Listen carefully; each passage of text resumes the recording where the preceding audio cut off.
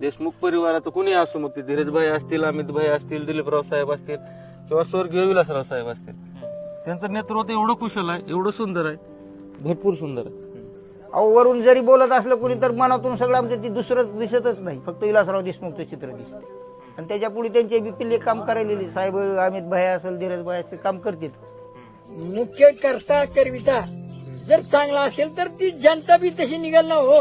बरोबर. आज आमचा विलासराव देशमुख तुम्हाला सांगतो, विलासराव असतील, देशमुख असतील, त्यांचे भाऊ दिलीपराव देशमुख असतील, अमित देशमुख असतील, अतिशय शांत डोक्याचे काम म्हणजे राजकारण करणारे लोक आहेत. तुम्हाला सांगतो इथं दंगा मस्ती तुम्हाला कवाही दिसणार नाही, कवा सुद्धा नाही.